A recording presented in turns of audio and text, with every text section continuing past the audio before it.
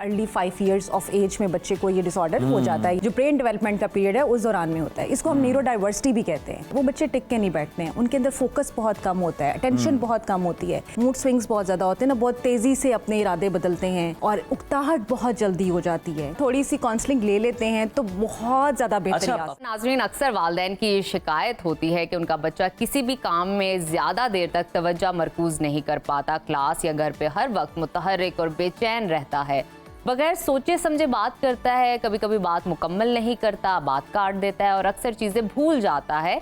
ये जो सिम्टम्स हैं ये attention deficit hyper activity disorder है, जिसको लोग शॉर्ट फॉर्म में ADHD कहते हैं। और इसकी क्या निशानियां है, ये क्या चीज़ है, बच्चों में किस तरह पाई जाती है, नफ्सियाती बीमारी है नहीं है, या आज हम दरियाफ्त करने की कोशिश करेंगे। ADHD दरअसल एक न्यूरो डेवलपमेंटल डिसऑर्डर है जो न सिर्फ बच्चे की तालीमी कारकर्दगी और समाजी ताल्लुकात को भी मुतासर करती है, बल्कि अब वक्त पर मुनासिब तशखीस और इलाज ना होने पर यह मरज़ जवानी तक पेचीदा नफ्सियाती मसाइल की शक्ल इख्तियार कर जाता है। WHO और CDC की रिपोर्ट के मुताबिक दुनिया भर में बच्चों में ADHD की शरह 5 से 7% के दरमियान है। यूनिवर्सिटी ऑफ हेल्थ साइंसेज की एक रिसर्च में यह सामने आया है कि 6 से 9% पाकिस्तानी बच्चे ADHD जैसे अलामात का सामना कर रहे हैं, लेकिन बदकिस्मती से 70% केसेस में बर वक्त तशखीस ही नहीं हो पाती, क्योंकि वालिदैन और असातिज़ा इसे बच्चे की शरारत समझ लेते हैं या फिर जिद को समझकर नज़रअंदाज करते हैं। अब ये बीमारी है नहीं है, इसकी सिम्टम्स क्या हैं, वजूहात क्या है, एहतियाती तदाबीर क्या होंगी, इन सारी चीज़ों को आज हम डिस्कस करेंगे। इस वक्त हमारे साथ मौजूद हैं child development expert doctor Afaf मंजूर साहिबा। वेलकम टू सुनो पाकिस्तान। कैसी हैं आप? मैं ठीक हूँ, आप कैसी हैं नजूब? बिल्कुल ठीक ठाक, ज़बरदस्त। मैं जानना चाहूँगी, ये एक तो टर्मिनोलॉजी आम तौर पे हम बहुत ज़्यादा आजकल सुन रहे ADHD के बारे में, ये बीमारी है नहीं है ये बताइए, और ये है क्या चीज़ ये भी बताइए। बिल्कुल आप ठीक कह रही हैं, आजकल बहुत ज़्यादा ये टर्म यूज़ हो रही है और बहुत मोस्ट कॉमनली पेरेंट्स ज़रा से भी बच्चे शरारती होते हैं, थोड़ा ज़रा चुलबुले होते हैं तो वो फ़ौरन से लेबल कर देते हैं कि ये तो ADHD है और बच्चों के साथ जो है ना वो कोई इस तरह का मसला है। अच्छा, सबसे पहली बात तो ये कोई बीमारी नहीं है, एक डिसऑर्डर है। Of course it needs attention of parents. अगर कोई किसी बच्चे के साथ ये मसला है तो पेरेंट्स की अटेंशन चाहिए कि उसको वो उसकी तशख़ीस करवाएं, प्रॉपर डायग्नोसिस करवाएं और उसके बाद उसका इलाज भी करवाएं। लेकिन ये कोई बीमारी नहीं है जिसको आप ये कह सकेंगे वो खुदा न खास्ता शायद उम्र भर उसके साथ चलने वाली है। ठीक है। मोस्टली इसमें बहुत सारे केसेस ऐसे हैं, यानी 70 to 80% हमें रिसर्चेस ये बताती हैं कि एडल्टहुड तक जाते जाते ये ख़त्म हो जाती है या काफ़ी हद तक कम हो जाती है, लेकिन स्टिल एडल्ट्स में भी कुछ हद तक ये रहती है। जैसे आपने उज़ैर बताया कि ये न्यूरो डेवलपमेंटल डिसऑर्डर है, बिल्कुल न्यूरो डेवलपमेंटल डिसऑर्डर है। इसका मतलब ये है कि अर्ली 5 ईयर्स ऑफ एज में बच्चे को ये डिसऑर्डर हो जाता है, यानी जो बच्चे के अर्ली डेवलपमेंट के पीरियड होता है। बार बार मैं ये बता चुकी हूँ हमारे नाजरीन को कि ये जो ब्रेन डेवलपमेंट का पीरियड है उस दौरान में होता है। इसको हम न्यूरो डाइवर्सिटी भी कहते हैं। बेसिकली इसमें बच्चे का जो आप कह लीजिए जो ब्रेन का फ्रंटल पार्ट है उसमें केमिकल इम्बैलेंस होता है, जिसकी वजह से वो इम्पल्सिविटी उसके अंदर आ सकती है, उसके अंदर हाइपर एक्टिविटी होती है। अच्छा, आपने देखा होगा कुछ आप किसी पार्टी पे जाएं, शादी पे जाएं, किसी घर जाएं तो कुछ बच्चे ऐसे होते हैं जो कभी भी टिक के नहीं बैठ रहे होते। Exactly, always they are moving around और पेरेंट्स बड़े खुश हो रहे होते हैं, हमारा बच्चा बड़ा एक्टिव है, लेकिन या उसको परेशान भी हो रहे होते हैं क्योंकि वो कहीं भी बैठ नहीं रहा होता मुस्तकिल, किसी ना किसी छेड़ होगा किसी चीज़ को। अगर उसको कोई ऐसी पोजीशन जिसमें कि उसको बैठना चाहिए, जैसे फॉर एग्जांपल खाना खाने का टाइम है तो उस टाइम पे बच्चे को 5-7 मिनट बच्चा टिक के बैठ के खाता है, या फिर कोई कलरिंग एक्टिविटी है, छोटे बच्चों की बात कर रही हूँ, तो उसमें बच्चा वो टिक के बैठता है, थोड़ी देर में वो उसको चीज़ को रिस्पॉन्ड करता है। वो बच्चे टिक के नहीं बैठते हैं, उनके अंदर फोकस बहुत कम होता है, अटेंशन बहुत कम होती है। फिर इसी तरह से उनको ये लगता है कि वो फौरी तौर पर बात का जवाब दे देते हैं, यानी पेरेंट्स की गुफ्तगू अभी मिड में होती है और वो दरमियान में बोल पड़ते हैं, सवाल पूरा नहीं होता जवाब दे देते हैं। बात उसका बहुत ज़्यादा टॉकेटिव होते हैं, हर वक्त बातें करते रहते हैं, सारा दिन भी बातें करेंगे तो थकेंगे नहीं। तो ये कॉमन एक सिम्टम्स है। लेकिन अगर पेरेंट्स इसको पहचानना चाहते हैं और जानना चाहते हैं कि वाकई ही में ये ADHD है या नहीं है, तो उसके लिए हम जो एक्सपर्ट्स हैं वो DSM-5 एक क्राइटेरिया है डायग्नोसिस का। उसमें वो कहते हैं कि बच्चे के अंदर इम्पल्सिविटी होनी चाहिए। इम्पल्सिविटी का मतलब ये है कि बेचैनी की कैफियत हर वक्त, हाइपर एक्टिविटी होनी चाहिए, यानी हाइपर एक्टिविटी का मतलब ये है कि वो टिक के ना बैठना, बहुत ज़्यादा हर वक्त घूमते फिरते रहना, जंपिंग्स करना, तीसरी चीज़ ये कि फोकस कम होता है और उसकी वो DSM-5 में कोई टोटल ऑलमोस्ट 18 के करीब अलामात हैं और उन 18 में से अगर 12 अलामात बच्चे के अंदर पाई जाती हैं तो हम फिर ये कहते हैं कि ये बच्चा अच्छा ADHD अफाफ, के अभी साथ ये है। बताएं कि अगर हम पाकिस्तान में देखें जिस तरह इस बीमारी के हवाले में तो आपने बता दिया कि ये बचपन से लेकर जवानी तक भी चल सकती है आपके साथ, डिसऑर्डर जिसको हम कहते हैं। हमें ये बताएं कि पाकिस्तान में इसको डायग्नोस करने के लिए जो इससे मुतासरा लोग हैं ADHD से और इसको ट्रीट करने के लिए क्या फैसिलिटीज़ यहाँ पर मौजूद है? देखिए पाकिस्तान में अनफॉर्चुनेटली एक तो ये है कि पेरेंट्स का रुझान बहुत कम है। वो आमतौर पे इसको या तो बहुत शरारती बच्चों में लेबल कर देते हैं या फिर बहुत ज़्यादा मुख्तलिफ किस्म की बीमारियों के साथ भी अटैच कर देते हैं।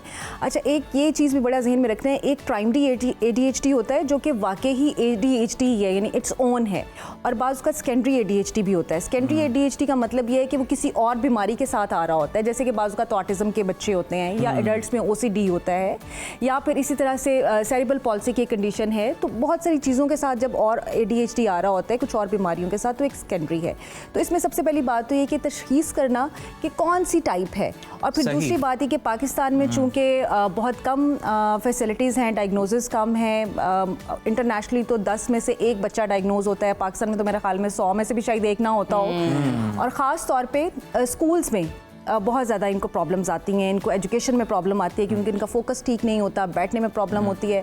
तो कुछ अच्छी सहूलियात मौजूद हैं जहाँ पे इनको फैसिलिटेट किया जाता है। इनकी बिहेवियर थेरेपी होती है, छोटे बच्चों की ऑक्यूपेशनल थेरेपी भी हम रिकमेंड करते हैं, और बाज़ औक़ात मेडिकेशन भी देनी पड़ती है। सो इसको बिल्कुल इग्नोर ना करें, क्योंकि देखें अर्ली ईयर्स ऑफ लाइफ बच्चे के मुतासिर होते हैं तो उनकी एजुकेशन भी मुतासिर होती है। मैं आपसे ये जानना चाह रही हूँ, ये तो कुछ टाइम हुआ है ना कि लोगों को अवेयरनेस आई है सोशल मीडिया के थ्रू, कि ऑटिज्म एक डिसऑर्डर है, ये एक डिसऑर्डर है। इससे पहले जो बच्चों को होता था और वो अब बड़े हो चुके हैं, क्या उनमें इस तरह की कैफियत अभी भी होती है या हम उसको जज नहीं करते? अभी सिर्फ हमारा ध्यान बच्चों की तरफ होता है कि बच्चों में ऑटिज्म है और बच्चों में ADHD है। ये मुझे बताइए, और अगर किसी बड़े में हो तो हम उसको फाइंड आउट कैसे कर सकते हैं, और उस टाइम पर अगर वो 30s में या 40s में उसको कैसे ट्रीट किया जा सके कि बंदा कहता है यार ये भूल जाता है, फोकस नहीं रहता है इसका, बात कंप्लीट नहीं करता, हर चीज़ बुखलाहट का ही शिकार रहता है, क्या करें इस बिल्कुल, आपने बहुत अच्छा क्वेश्चन किया।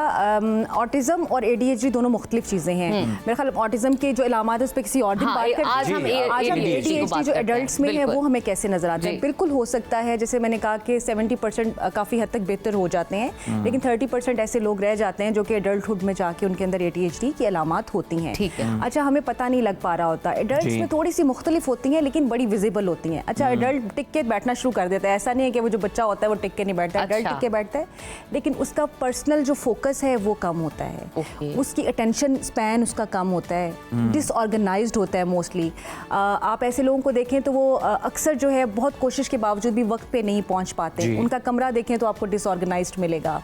इसी तरह से आप देखेंगे कि उनके जो रिलेशनशिप्स हैं वो बहुत इफेक्टेड होते हैं क्योंकि उनके अंदर स्टेबिलिटी नहीं होती है। मूड स्विंग्स बहुत ज़्यादा होते हैं ना, बहुत तेज़ी से अपने इरादे बदलते हैं और उकताहट बहुत जल्दी हो जाती है। तो इस वजह से उनके अंदर उनकी लाइफ बहुत ज़्यादा इससे इफ़ेक्ट होती है। वो आम तौर पे अपनी लाइफ को एक मेन स्ट्रीम पैटर्न पे नहीं लेके चल पाते। कोई बिजनेस करेंगे तो बहुत जल्दी जंप्स करेंगे, पढ़ाई करेंगे तो बहुत जल्दी सब्जेक्ट्स चेंज कर लेंगे, उन्हें लगेगा कि शायद ये नहीं कर पाते। इसी तरह से अगर उनके खाने पीने की चॉइसेस हैं तो वो उसमें भी फोकस नहीं हो पाते। अब मैं देख के हंस रही हूँ कि नजब सोच रही है कि ये तो बहुत सारी इलामात जो है वो शायद नजब के डॉक्टर जब इलामात बता रहा होता है ना तो सामने बैठे शख्स को लग रहा होता है इसमें से 8-10 तो मेरे में भी हैं। तो आज आप जाके सबको लोकेट कर दीजिएगा और बता दीजिएगा कि अपना अपना जरा जो है ना वो डायग्नोसिस ले लीजिए। और बिल्कुल दिस इज वेरी सीरियस नजब। एक्चुअली वी आर मतलब हम थोड़े फन तो ले रहे हैं लेकिन लोगों की जिंदगी इससे बहुत डिस्टर्ब है। और अगर आप थोड़ी सी इंटरवेंशंस ले लेते हैं और आप थोड़ी सी काउंसलिंग ले लेते हैं तो बहुत ज्यादा बेहतर आ सकती है। आप ये बताएं कि कौन सी गलतफहमी है जो ADHD से मुताल्लिक बहुत ज्यादा पाई जाती हैं, कॉमन है बहुत ज्यादा? देखिए, ADHD से सबसे पहली तो गलतफहमी ये है कि जब बच्चों में ADHD होता है तो पेरेंट्स मोस्टली ये समझते हैं कि ये बच्चा शरारती है, ये बच्चा बहुत चुलबुला है और शायद ये जो है ना वक्त के साथ ठीक हो जाएगा।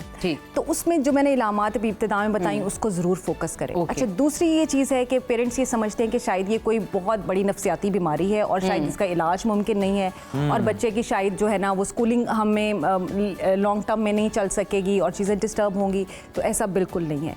तीसरी चीज़ जो है वो ये है कि अगर आप ये समझते हैं कि एडल्टहुड में आके आपको लगता है कि ये शायद सोशलाइजेशन इनकी बहुत ही बुरी होती है और ये लोगों के साथ जो है वो तरतीब से नहीं चल सकते, उनके साथ रिलेशनशिप्स कंटिन्यू नहीं कर सकते, तो ऐसा भी नहीं होता है। क्योंकि देखें ये वो इशू है जिसका इलाज मुमकिन है, ठीक है। यानी अगर आपको लगता है कि हाइपर एक्टिविटी बहुत ज़्यादा है तो फिर उसको कंट्रोल करने के लिए, उसकी इम्पल्सिविटी कंट्रोल करने के लिए, बायोकेमिकल जो इम्पल्सिविटी है उसको कंट्रोल करने के लिए मेडिकेशन मौजूद है।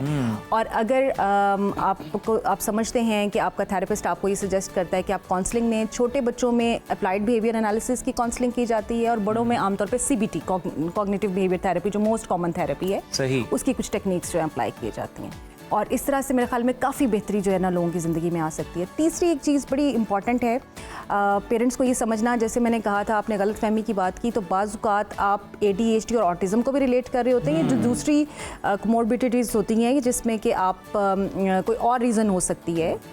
लेकिन एक चीज़ आपने ज़हन में रखी है, जितनी इलामात बताई हैं ये तो पेरेंट्स बड़ा अंडरस्टैंड कर सकते हैं, इट्स वेरी कॉमन, कि जो इलामात हैं ये बच्चे में 6 महीने मुस्तकिल होनी चाहिए। अफाफ साहब, यानी बड़ा इंपॉर्टेंट पॉइंट है आपका, 6 महीने तक। 6 महीने आमतौर पर ये होता है कि बच्चा किसी भी तब्दीली की वजह से, यानी बाज़ बीमारी की वजह से, स्कूल चेंज हुआ, घर का कोई माहौल चेंज हुआ, घर में कोई नया फ़र्द आया, बाज़ माँ बाप की लड़ाई है, उसकी वजह से वो उसकी वजह से सिचुएशनल भी हो सकता है, लेकिन हमने ये नोटिस करना है कि 6 महीने तक वो एक जैसी सिम्टम्स होने चाहिए। बहुत शुक्रिया डॉक्टर साहब आपकी मौजूदगी